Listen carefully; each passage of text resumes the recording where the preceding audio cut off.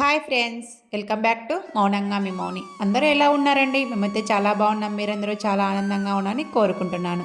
ముందుగా అందరికీ good morning అండి. శుక్రవారం అనగానే మనకు ముందుగా గుర్తుకు వచ్చేది గడప పూజ. నేను ఇక్కడ గడప పూజ అయితే చేస్తూ ఉన్నాను. గడప పూజను మనం ఎప్పుడూ కూడా గడపను శుభ్రం చేసుకున్న తర్వాతనే మనం పసుపు పట్టించి వాటికి బొట్లు పెట్టి అలాగనే వరిపిండితో ముగ్గు అయితే వేసుకోవాలి. ఈ మార్గశిర మాసం అంతా కూడా గురువారం లక్ష్మీ పూజ చేసుకుంటూ ఉంటారు. నేనైతే ఇక్కడ లక్ష్మీ పూజ ఏం చేయలేదండి. శుక్రవారం పూట గడపను అయితే పూజ చేసుకుంటూ ఉన్నాను. గడపను పూజించినప్పుడు చాలా చాలా అందంగా ఉంటుంది కదండి. ఎప్పుడైనా కూడా మనము ఆ గడపను మనం శుక్రవారం పూజించిన తర్వాత ఇంట్లోకి బయటికి వచ్చినప్పుడల్లా ఆ గడపను చూసుకుంటే చాలా చాలా మురిసిపోతూ ఉంటానండి. చాలా అందంగా ఉంటుంది కాబట్టి ఇంకా గడపను అంతా పూజించుకొని అక్కడ పూలు పెట్టేసి నేను ఇక్కడ తులసికోట దగ్గరికి అయితే వచ్చేసాను. మొన్న ఒక సబ్స్క్రైబర్ అడిగారండి, మీ తులసికోటలో ఏం వేస్తారో బాగా నిండుగా ఉందని చెప్పేసి. నేను ఏమీ వేయనండి. మనం రోజు పూజ చేసుకునే ముందర దేవుడి పట్టలకైతే పూలు పెడతాం కదండి. ఆ పూలు ఏ పూలైనా అక్కడే చామంతి పూలు కానీ మందార పూలు కానీ ఏ పూలైనా కానీ ఇలా తులసికోటలో వేస్తూ ఉంటాను. మనం రోజు వేయంగా వాటికి వాటర్ పోస్తాం కదా, లేదంటే వర్షం పడుతుంది కదా, ఆ వర్షపు నీళ్ళు వాటర్ పోసినప్పుడల్లా కూడా అవి బాగా కుళ్ళేసి ఎరువులాగా తయారవుతాయి. అందుకోసం నేను ఏ ఎరువులు వేయనండి. ఓన్లీ ఇలా దేవుడికి పెట్టిన పూలని ఇక్కడ తెచ్చి వేస్తూ ఉంటాను. దగ్గరికి పెట్టి చూపిస్తాను, మీకు ఒక్కసారి అర్థమవుతుంది. ఇంకా తులసికోట దగ్గర కూడా నేను ఇక్కడ కుబేర లక్ష్మీది ముగ్గు అయితే వేసేసుకొని ఇక్కడ దీపాలు అయితే పెడుతూ ఉన్నాను. ఈ పూజ అంతా కూడా నేను పిల్లలు స్కూల్కి వెళ్ళిన తర్వాత చేసుకుంటానండి. ఉదయాన్నే పిల్లల హడావిడి ఉంటుంది, కొద్దిగా టిఫిన్ కార్యక్రమం అవన్నీ ఉంటాయి కాబట్టి పిల్లలు స్కూల్కి వెళ్ళిపోయిన తర్వాతనే నేను ఈ పనులన్నీ కూడా చేసుకుంటూ ఉంటాను. తులసికోట దగ్గర దీపం పెట్టేసి అలాగనే ఇంకా గడపకు కూడా నేను ఇక్కడ అగరబత్తి చూపించేసి ఇంకా తులసికోట దగ్గరికి అయితే వచ్చేసాను. తులసికోటలో దేవుడికి పెట్టిన పూలన్నీ కూడా వేస్తా అని చెప్పాను కదండి, ఇలా వేస్తానన్నమాట. ఇంకా అవే అడుగున అన్నీ కూడా మనం వేసినవన్నీ కూడా కుళ్ళిపోయాయి. ఇవి కూడా 2-3 రోజులు అలానే పచ్చగా ఉండేసి 2-3 రోజుల కల్లా అవి కూడా కుళ్ళిపోయి నల్లగా అయిపోతాయండి. అవే మనకు ఆ తులసి చెట్టుకు చారంలాగా ఏర్పడుతుంది, అలా ఎరువులాగా ఏర్పడుతుంది అనమాట. ఈ తులసి చెట్టు వేసి నేను 2 సంవత్సరాలు అయిందండి. 2 సంవత్సరాల నుంచి ఇది బాగా నిద్రపోకుండా అలాగనే ఇగురు వేస్తూ ఉంటుంది. తులసి చెట్టులో అక్కడక్కడ పైన ఎండిన దళాలు ఉంటాయి కదండి, అవన్నీ కూడా కట్ చేయాలి. ఈరోజు ఇంకా శుక్రవారం కాబట్టి నేను కట్ చేయలేదు. నెక్స్ట్ సాటర్డేకి కట్ చేయాలని అనుకుంటూ ఉన్నాను. శుక్రవారం మరుసటి రోజు శనివారం కదండి. శనివారం ఆ రోజు నేను ఆ తులసి దళాలన్నీ కట్ చేస్తూ నాకు తెలిసిన టిప్స్ అన్నీ కూడా షేర్ చేస్తాను. ఇంట్లో పూజ బయటి పూజ పూర్తి చేసుకున్న తర్వాత ఇంట్లో వంట చేసుకోవడానికి వచ్చేసానండి. వంటలోకి వచ్చేసి ఆ రోజు అనపకాయలు పులుసు పెట్టేసి అన్నం పెట్టేశాను. ఆ రైస్ అయితే అయిపోయిందనమాట. సో వంట పూర్తయిన తర్వాత ఇంట్లోకి తినడానికి చిరుతిండ్లు లేవని చెప్పేసి నేను ఇక్కడ పల్లీ చిక్కీని అయితే చేస్తూ ఉన్నానండి. పల్లీలను అయితే వేపుకోవడానికి పెన్నం పెట్టేసి 2 పావుల పల్లీలను అయితే తీసుకున్నాను. 2 పావుల పల్లీలను లో టు మీడియం ఫ్లేమ్లో అక్కడే ఉండి కలుపుకుంటూ మనము బాగా వేయించుకోవాలండి.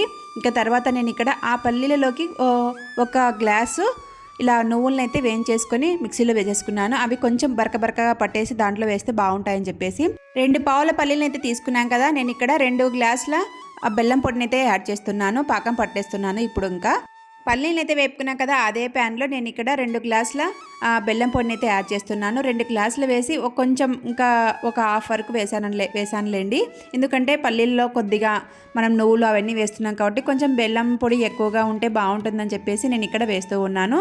తర్వాత హాఫ్ కంటే కొన్ని ఎక్కువ వాటర్ అయితే వేస్తూ ఉన్నానండి. ఈ బెల్లం పొడి అంతా కూడా బాగా లో టు మీడియం ఫ్లేమ్లో బాగా కరిగించుకోవాలన్నమాట. పాకం ఉండపాకం వచ్చేస్తే సరిపోతుంది. నేను ఇక్కడ ఇంకా కలుపుకుంటూ కింద అడుగంటేస్తుందని చెప్పేసి అక్కడే ఉండి కలుపుకుంటూ పాకం అయితే పట్టేశాను. ఈ పాకం రెడీ అయ్యే లోపల నేను ఇక్కడ ఆ పల్లీని అయితే వేపుకున్నాను కదా, వాటిని పొట్టంతా కూడా తీసేసానండి. తీసేసిన తర్వాత వాటిని మనము కొద్దిగా నలిపినట్టుగా ఉండాలని చెప్పేసి ఒక గుండ్రాయి తీసుకొని షాట్లో వేసుకొని ఇలా నలిపినట్టుగా వేస్తూ ఉన్నాను. ఆ పల్లీలు అనేది అలానే ఉంటే మనకు తినడానికి కొంచెం కష్టంగా ఉంటుందని చెప్పేసి పిల్లలకి నేను ఇక్కడ కొద్దిగా నలగడానికి అని చెప్పేసి ఇలా చేస్తూ ఉన్నాను. ఒక పల్లీ పప్పును 4 ముక్కలుగా చేసుకోవడానికైతే ఈ ట్రిక్ బాగా యూజ్ అవుతుందండి. చూడండి, ఒక చెక్కలుగా అలా నలిపినట్టుగా ఉంటే బాగుంటుందని చెప్పేసి అలా చేసేసుకున్నాను. ఇంకా పాకం రెడీ అయ్యే లోపల మనం ఇక్కడ ఒక ప్లేట్ తీసుకొని ఆ ప్లేట్కు నెయ్యిని అయితే అప్లై చేసుకోవాలి. అప్లై చేసుకుంటే మనకు చిక్కీకి తొందరగా వేసుకోవడానికి రెడీగా ఉంటుందని చెప్పేసి నేను ముందుగానే ఇక్కడ నెయ్యిని అయితే అప్లై చేసి పక్కన పెట్టేసుకున్నాను. పాకం రెడీ అయ్యిందా లేదా అని చెక్ చేసుకోవడానికి వాటర్లో వేసుకొని మనం చెక్ చేసుకుంటాం కదండి, నేను కూడా అలానే చెక్ చేసుకుంటూ ఉంటాను. ఇంకా ఒక ప్లేట్ తీసుకొని వాటర్ వేసుకొని అందులో పాకం వేసి ఉంటే కొద్దిగా ఉండలాగా వచ్చేసిందండి. మనము ఇంకా ఒక్క పొంగు రానిచ్చి మనము కలుపుకుంటూ ఉంటూ ఆ పల్లీలను వేసే లోపల మనకు ఉండపాకం అనేది బాగా పట్టేస్తుందని చెప్పేసి నేను ఇంకా 1 టేబుల్ స్పూన్ యాలకుల పొడిని అయితే యాడ్ చేస్తూ ఉన్నానండి. కొద్దిగా బాగా స్మెల్ వస్తుందని చెప్పేసి. యాలకుల పొడి కూడా ఆరోగ్యానికి చాలా మంచిది.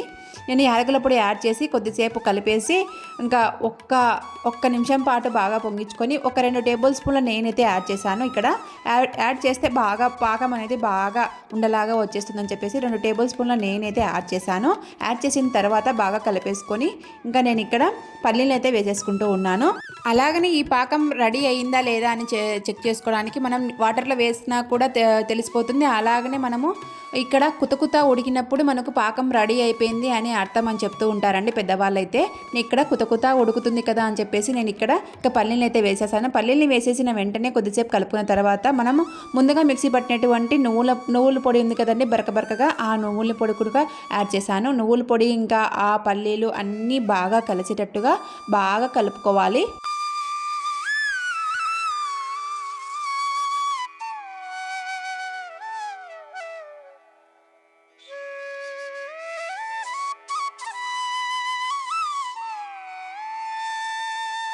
అంతా బాగా ఒకసారి బాగా కలిపేసుకున్న తర్వాత మనం ముందుగా ప్లేట్కి నెయ్యిని అప్లై చేసుకొని పక్కన పెట్టేసుకున్నాం కదండి, ఆ ప్లేట్లో అయితే వేసేసుకోవాలి.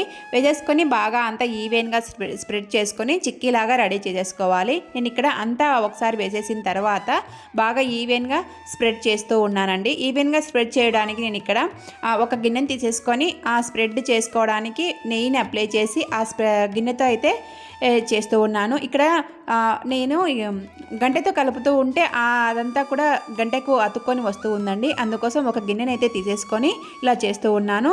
నీట్గా వచ్చిందనమాట చిక్కీ అనేది. చూడండి, నేను ఇక్కడ గిన్నెని తీసేసుకొని అంతా ఈవెన్గా స్ప్రెడ్ చేసుకున్నాను. కొద్దిగా ఈ గిన్నెకు కూడా కొద్దిగా అంటుకొని పైకి వస్తుందని చెప్పేసి నెయ్యిని అయితే వేసేసి బాగా స్ప్రెడ్ చేసేసానండి. ఈ చిక్కీలు అయితే మన పిల్లలకు మన పెద్దవాళ్ళకు చాలా ఆరోగ్యానికి చాలా మంచిది. అలాగనే పల్లీలు నువ్వులు వేసాం కదండి, ఆ పల్లీలు నువ్వుల వల్ల మన బ్లడ్ అనేది ఇంప్రూవ్మెంట్ అవుతూ ఉంటుంది పెద్దవాళ్ళకైనా పిల్లలకైనా. అందుకోసం నేను ఇక్కడ పల్లీ చిక్కీని అయితే చేసేసాను.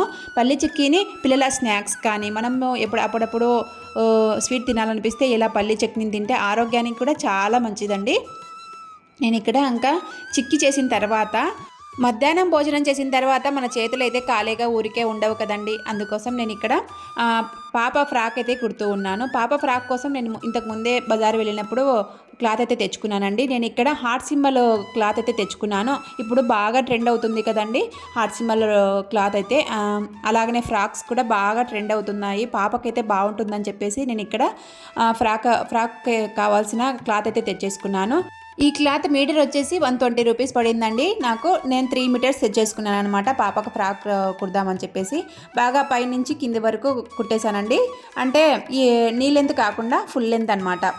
అందరూ ఫస్ట్ లైనింగ్ కట్ చేసి తర్వాత మామూలుగా ఒరిజినల్ క్లాత్ అయితే కట్ చేస్తూ ఉంటారు. కానీ నేను ఇక్కడ ఫస్ట్ ఒరిజినల్ క్లాత్ కట్ చేసి తర్వాత లైనింగ్ అయితే కట్ చేశానండి. ఎందుకంటే నేను ఫస్ట్ లైనింగ్ తెచ్చుకోలేదండి.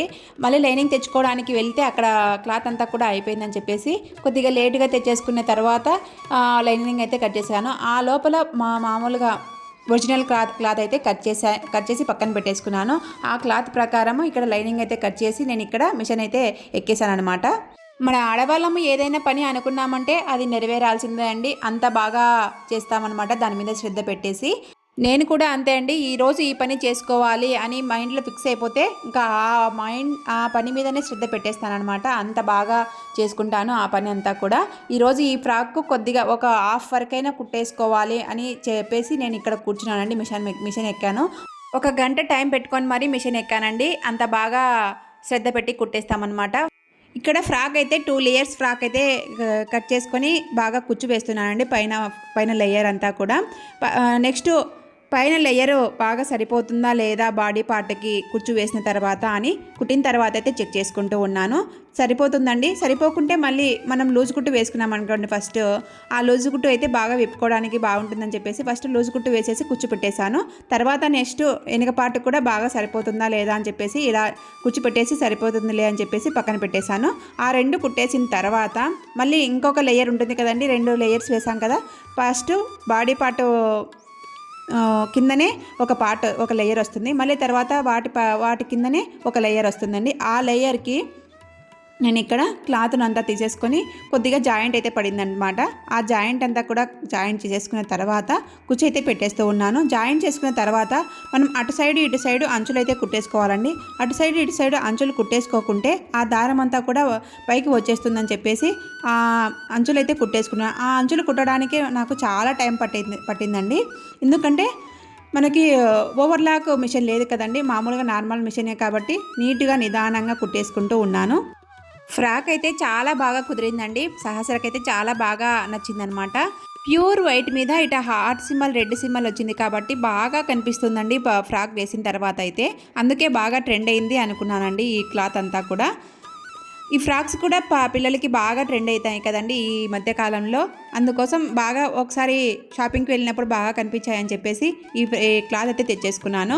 ఓన్లీ 3 మీటర్స్తోనే నేను ఇక్కడ 2 లేయర్స్ ఫ్రాక్ అయితే కుట్టేస్తూ ఉన్నాను.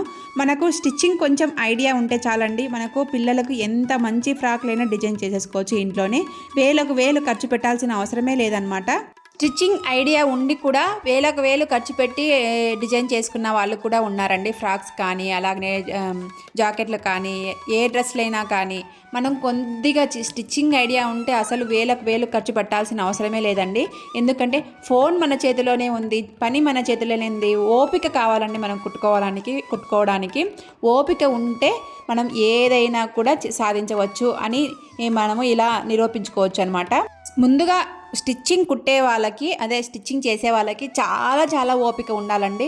ఎందుకంటే ఒక పీసు ఒక చోట ఉంటుంది, ఒక పీసు ఒక చోట కట్ చేయాలి, వాటిని అతికించుకోవాలి, చాలా పని ఉంటుంది. కాబట్టి ఓపిక ఉండాలి స్టిచ్చింగ్ చేసుకోవాలంటే. అంత ఓపిక ఉన్న వాళ్ళైతే ఇంట్లోనే ఈజీగా డిజైన్ చేసేసుకోవచ్చు అన్ని క్లాతుల్ని. మనము మన పిల్లలకు మంచి ఫ్రాక్స్, ఇంకా ఎంత మంచి ఫ్రాక్స్ అయినా కూడా స్టిచ్ చేసుకోవచ్చు. ఫోన్లో మనకు దొరకని అంటూ ఫ్రాక్స్ కానీ ఏదైనా మెథడ్ కానీ ఏమీ లేవండి, అన్నీ ఫోన్లోనే దొరుకుతూ ఉన్నాయి. యూట్యూబ్ చూస్తే అన్నీ వచ్చేస్తాయండి. అంత మంచి కంటెంట్, అంత మంచి వీడియోస్ కూడా చేస్తూ ఉన్నారు కొందరైతే. నేను కూడా నాకు ఏదైనా డౌట్ వచ్చిందనుకోండి స్టిచ్చింగ్లో, నేను కూడా ఇలా యూట్యూబ్లోనే చూస్తూ నేర్చుకుంటున్నానండి. అంత బాగా చెప్తూ ఉన్నారనమాట యూట్యూబ్లో. మనకు నచ్చిన ఛానల్ని తీసుకొని ఆ నచ్చిన ఛానల్లో ఫాలో అయిపోతే ఈజీగా నేర్చుకోవచ్చండి. అంత బాగా చెప్తూ ఉన్నారనమాట యూట్యూబ్లో. తర్వాత అటు సైడ్ ఇటు సైడ్ అంచులు కుట్టేసుకున్న తర్వాత నేను ఇక్కడ కుచ్చునైతే పెట్టేస్తూ ఉన్నాను. కుచ్చు కూడా నీట్గా పెట్టేసుకోవాలండి మనము. అప్పుడే మనకు ఫ్రాక్ అనేది నీట్గా కనిపిస్తుంది. 2 లేయర్స్ కాబట్టి నేను ఇక్కడ రెండు కూడా కుచ్చు వేసేసుకున్నాం కదండి. కుచ్చు వేసేసుకున్న తర్వాత నేను ఇక్కడ ఇంకా 2 కూడా జాయింట్ వేసేస్తూ ఉన్నానండి. ఈ పని అయిపోయింది అనుకోండి, మనకు స్టిచ్చింగ్లో ఈ కుచ్చు పెట్టేసి వాటిని జాయింట్ చేసే పని అయిపోయింది అనుకోండి, ఇంకా మనకు ఓన్లీ బాడీ పార్ట్ మాత్రమే ఉంటుంది. అందుకోసం ఫస్ట్ వీటిని జాయింట్ చేసుకుంటూ ఉన్నానండి. ఫస్ట్ నేను ఇక్కడ ఈ జాయింట్ చేసేటప్పుడు కూడా నేను లోపలికి పెట్టలేదండి, కుచ్చు అంతా కూడా పైకి పెట్టేసి అటు సైడ్ ఇటు సైడ్ అంచులు కుట్టేసుకున్నాం కదా, అందుకోసం పైకి పెట్టేసి కుచ్చునంతా కూడా అటాచ్ చేస్తూ ఉన్నాను. అంటే క్లాత్ పైననే వస్తుందన్నమాట కుట్టు అనేది. అంత బాగా వచ్చిందనమాట స్టిచ్చింగ్ అనేది. మీకే చూపిస్తాను కుట్టేసిన తర్వాత ఎంత బాగా వచ్చేసిందో అని చెప్పేసి. వీడియో నచ్చితే చిన్న లైక్ ఇచ్చి సబ్స్క్రైబ్ చేసుకోండి. నా వీడియోస్ యూస్ఫుల్ అనిపిస్తేనే సబ్స్క్రైబ్ చేసుకోండి.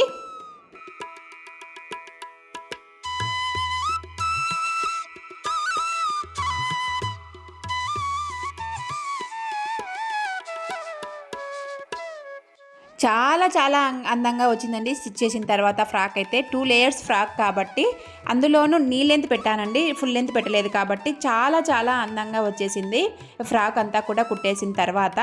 నేను ఈ వీడియోలో హాఫ్ వరకు అంటే కుచ్చు పెట్టేసి ఎలా ఉంది ముందు పార్ట్ అంతా కూడా చూపించాను. నెక్స్ట్ వీడియోలో ఫుల్గా అంతా స్టిచ్చింగ్ అంతా కూడా చూపిస్తానండి ఎలా వచ్చిందని చెప్పేసి.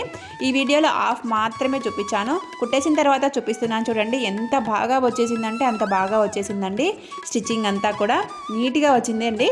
హార్ట్ సింబల్ కాబట్టి హార్ట్ సింబల్ పైకి ఉండాలా కిందికి ఉండాలని చెక్ చేసుకొని మరి కుట్టుకోవాలండి, అంటే స్టిచ్ చేసుకోవాలన్నమాట.